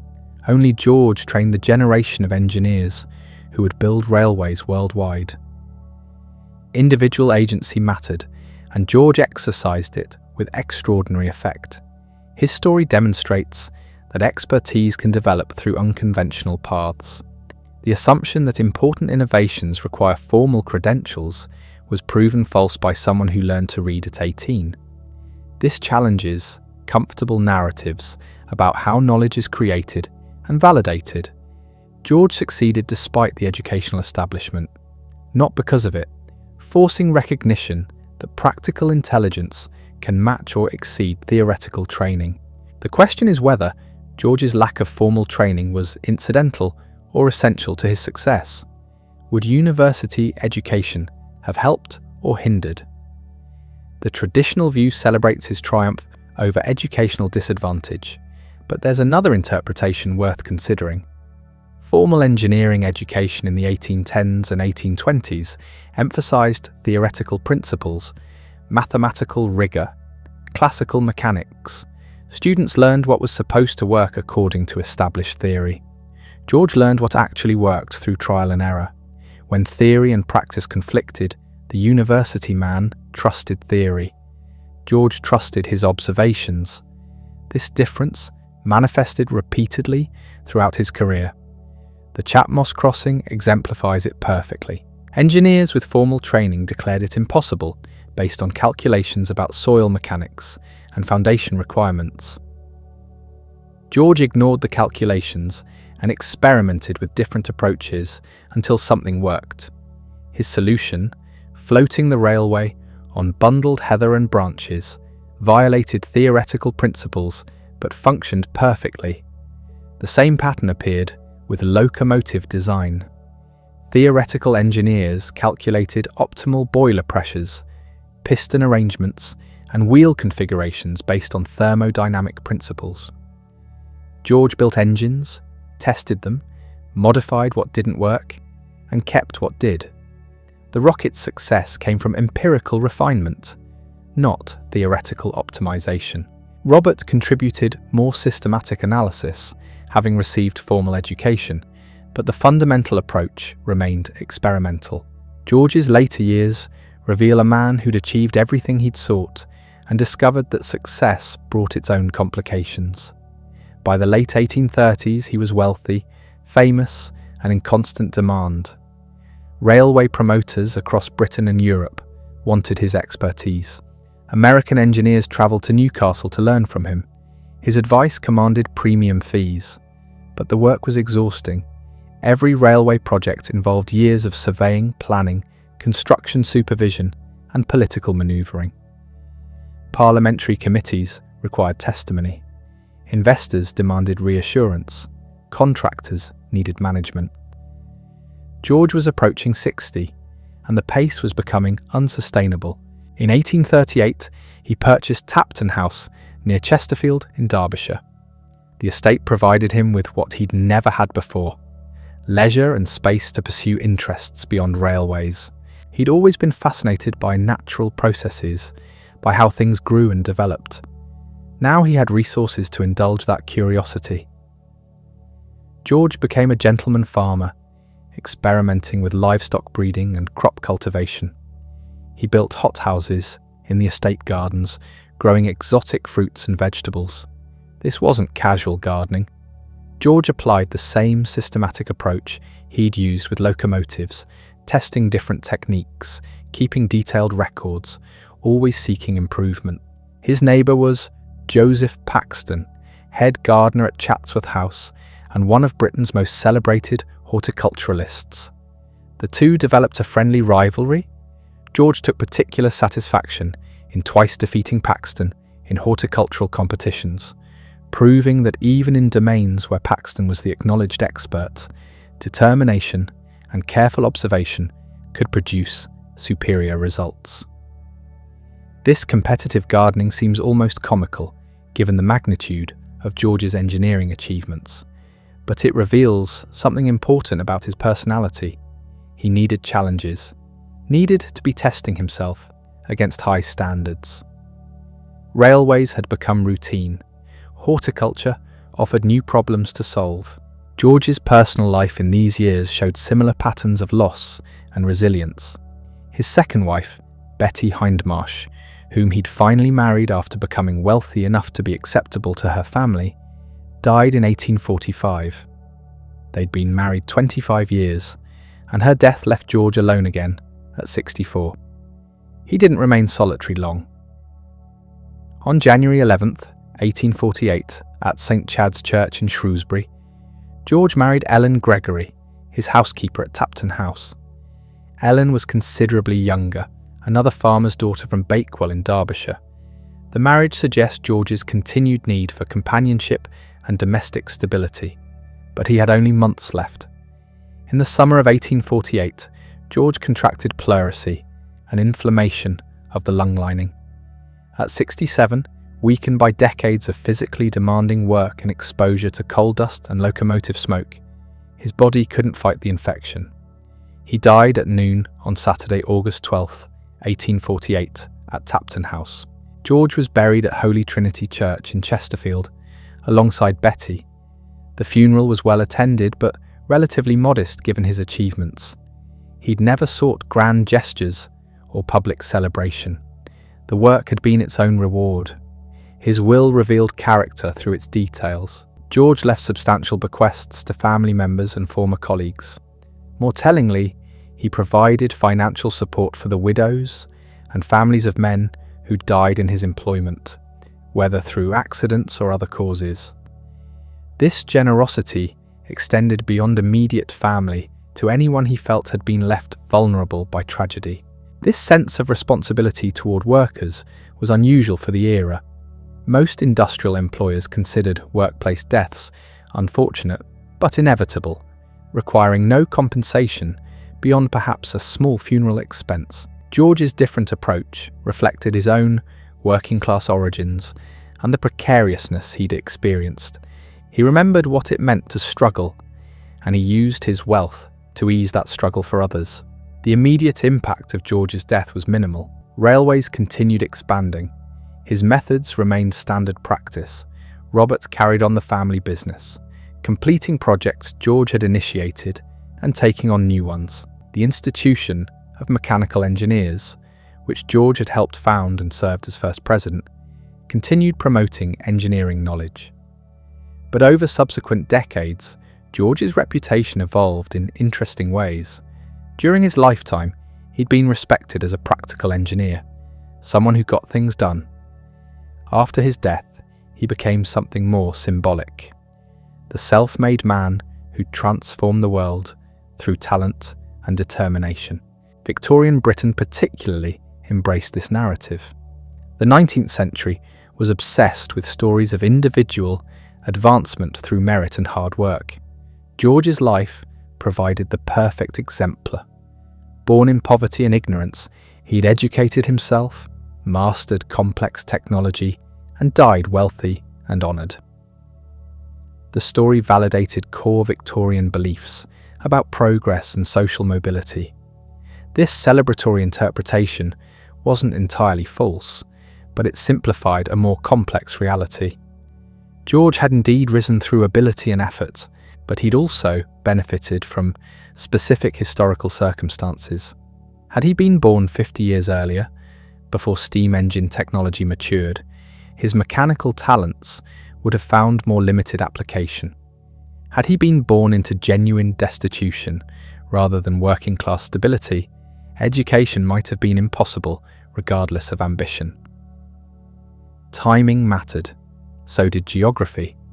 Being in northeast England during the Industrial Revolution's intensification, surrounded by coal mines and emerging machinery, provided opportunities that wouldn't have existed elsewhere. George seized those opportunities brilliantly, but they had to exist first. The 20th century brought more critical assessments. Historians began examining the social costs of railway development, the workers who died during construction, the communities displaced by route planning, the environmental damage from coal-powered locomotives. George's achievements looked more ambiguous when viewed through this lens. Modern engineering historians also questioned the extent of George's technical innovation. Many elements of railway technology predated him. Richard Trevithick had built steam locomotives before George started. Others had experimented with flanged wheels and track systems. George's contribution was synthesizing existing ideas and proving their commercial viability, not inventing entirely new principles. This doesn't diminish his importance. Synthesis and implementation matter enormously. The gap between theoretical possibility and practical reality is vast, and crossing it requires different skills than pure invention. George excelled at taking fragmentary ideas and making them work reliably at scale. That's engineering genius, even if it's not scientific discovery. The standard gauge question illustrates this perfectly. George didn't calculate the optimal track width through mathematical analysis. He tried different dimensions, noticed that 4 feet 8.5 inches reduced wheel binding on curves, and standardized that measurement. It was empirical, pragmatic, and ultimately correct. The fact that most of the world's railways use this gauge validates the approach. What would George make of modern railways? High-speed trains travelling at 300 kilometers per hour, electric locomotives, computerized signalling systems, the Channel Tunnel connecting Britain to continental Europe. The technology has evolved beyond anything he imagined, yet the fundamental principle remains his: steel wheels on steel rails, following fixed routes, moving people and goods efficiently. The environmental calculation has shifted. In George's era, railways were dramatically cleaner than alternative transportation. Horses produced enormous quantities of waste. Early roads were muddy, dangerous, and limited in capacity. Railways seem like unambiguous progress. Today, With climate change concerns, the carbon emissions from diesel locomotives look problematic. Yet railways remain more efficient than automobiles or aircraft for many purposes, and electric trains powered by renewable energy could fulfill George's vision while addressing modern environmental challenges. George's legacy extends beyond physical infrastructure into social and economic structures.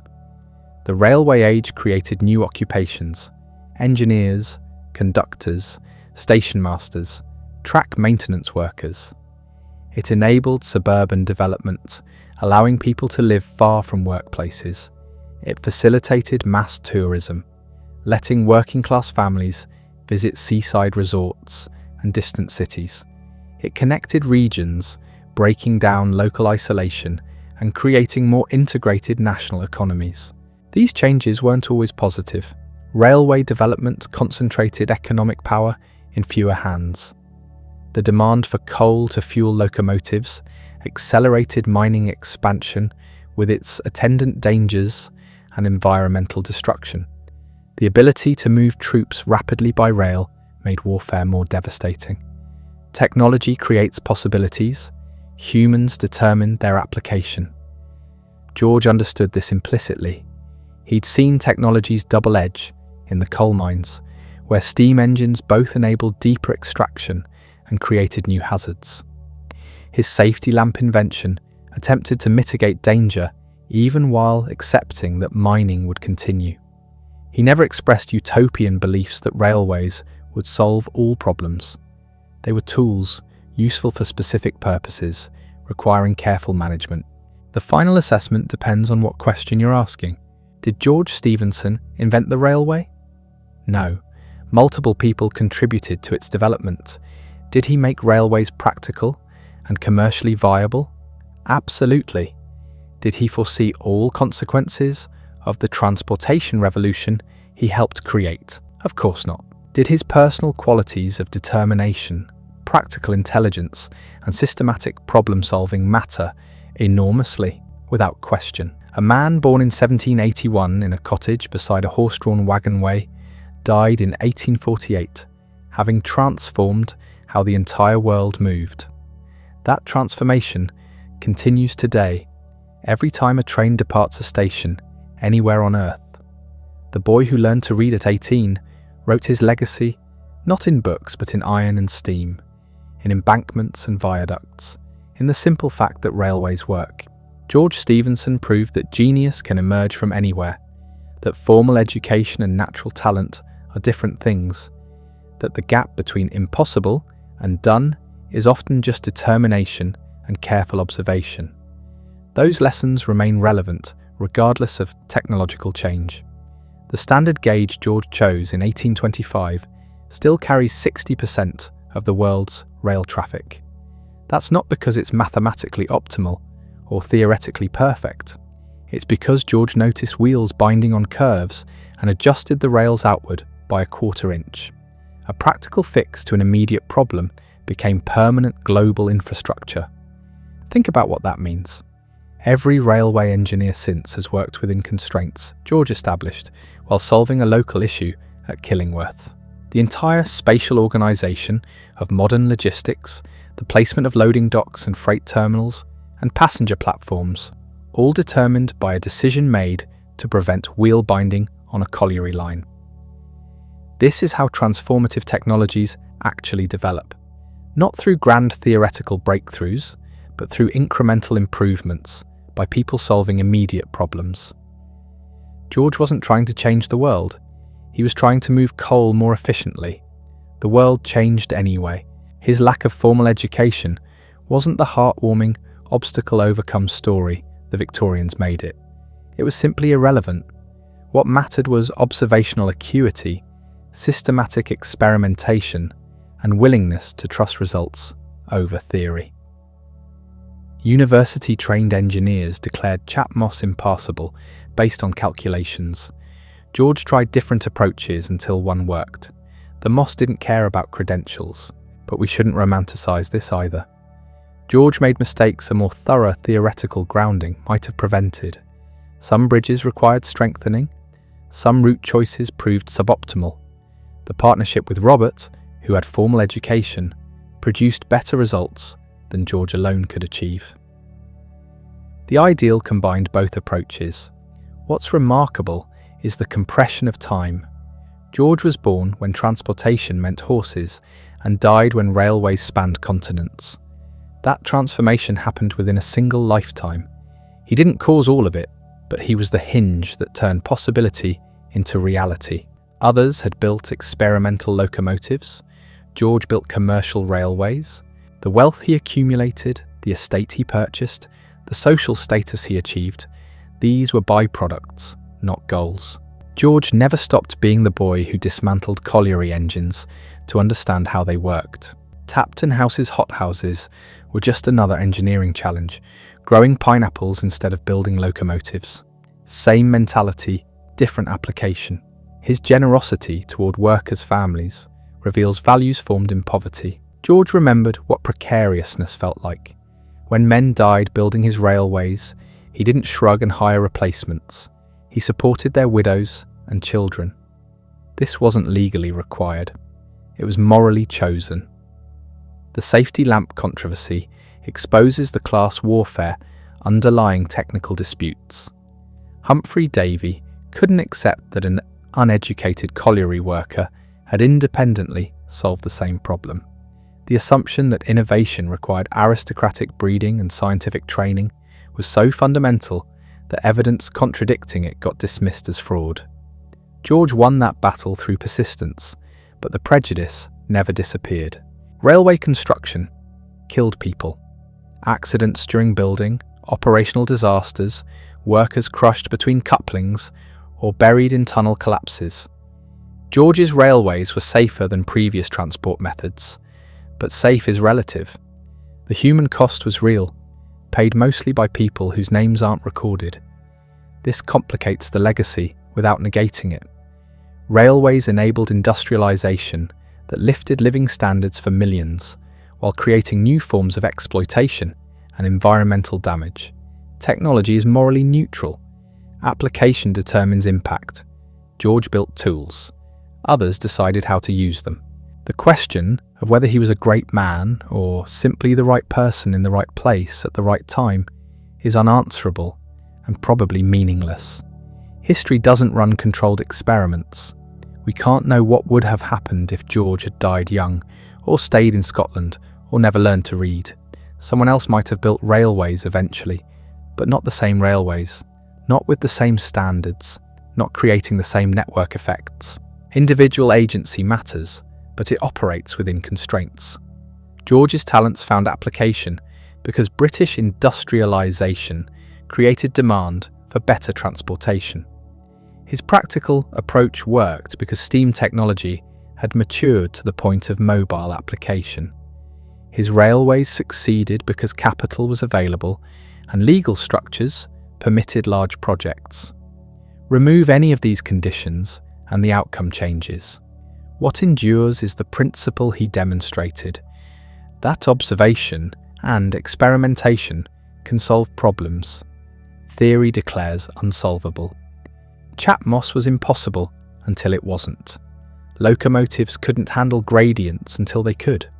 Railways wouldn't be commercially viable until they were. George ignored the impossibility and focused on the mechanism. This works beyond engineering. Any complex challenge becomes manageable when broken into solvable components. George didn't set out to revolutionize transportation. He improved colliery engines, then built better locomotives, then designed functioning railways. Each step was achievable. The cumulative result was transformation. The apprenticeship model he used with Robert combined practical experience and theoretical knowledge, hands-on work and evening study. This hybrid approach became standard for engineering education precisely because it worked. Universities eventually incorporated laboratory work and industrial placements, acknowledging that pure theory was insufficient. George proved the point before educational institutions accepted it. His death in 1848 came at the inflection point. Railways were established in Britain, spreading across Europe and America, but the true railway age was ahead. The peak of construction, the complete reordering of economic geography, the social transformation of mobility. All this occurred after George was gone. He built the foundation and never saw the full structure. Robert carried forward the work, surpassing his father in some technical achievements. The bridges Robert designed were more ambitious than anything George attempted, but Robert always acknowledged that he'd learned fundamentals at his father's side, working through mathematics problems together after George's long days in the collieries. The partnership transcended George's death through the engineers Robert trained and the methods he promoted. The Stephenson locomotive works in Newcastle continued producing engines for decades, supplying railways worldwide, maintaining the reputation George had established. Thousands of locomotives bearing the Stephenson name operated across 6 continents, each one descended from the experimental engines George had built at Killingworth. Modern high-speed rail bears little surface resemblance to George's locomotives. Electric power, streamlined design, computerized control systems, speeds exceeding 300 kilometers per hour. Yet the fundamental technology remains steel wheels on steel rails, following fixed routes, and most of those routes use the gauge George established. The technology evolved while preserving his template. Climate change adds complexity to the legacy. Railways in George's era were dramatically cleaner than alternatives. Horse waste polluted cities. Early roads were environmental disasters. Steam locomotives seemed like pure progress. Today, diesel emissions are problematic, but railways remain more efficient than automobiles or British aircraft for many purposes. Electric trains powered by renewables could fulfill George's vision while addressing modern concerns. The economic transformation he enabled was real and enormous. Transportation costs dropped 80%, industries became viable, urban populations could be fed, manufacturing could scale. Britain's mid-19th century dominance rested substantially on railway infrastructure George had pioneered. Other nations recognized this and built their own networks, usually following his methods. But economic growth came with costs. Workers died in construction accidents. Communities were displaced by route planning. Coal mining accelerated with attendant dangers. The benefits weren't evenly distributed. Railway wealth concentrated in fewer hands, while risks fell on labourers. Technology magnified existing inequalities even while creating new opportunities. George's life demonstrates that expertise develops through multiple paths. Formal education is one route, but systematic self-teaching combined with hands-on experience can produce equivalent or superior results. The assumption that credentials determine capability was proven false by someone who couldn't read until 18, yet became Britain's foremost railway engineer. This challenges institutional gatekeeping while acknowledging that knowledge matters regardless of its source. George succeeded despite lacking formal training, but he didn't succeed through ignorance. He learned voraciously, studied continuously, and sought knowledge from anyone who could provide it. The self-education was as rigorous as any university program, just structured differently. What made him extraordinary wasn't the lack of education. It was the determination to acquire knowledge despite obstacles, the willingness to learn from failure, the refusal to accept that problems were unsolvable just because experts said so. These qualities matter more than credentials in determining who actually accomplishes difficult things. The gauge standardization he fought for proved essential as networks expanded. Technical superiority meant nothing if your railway couldn't connect with others.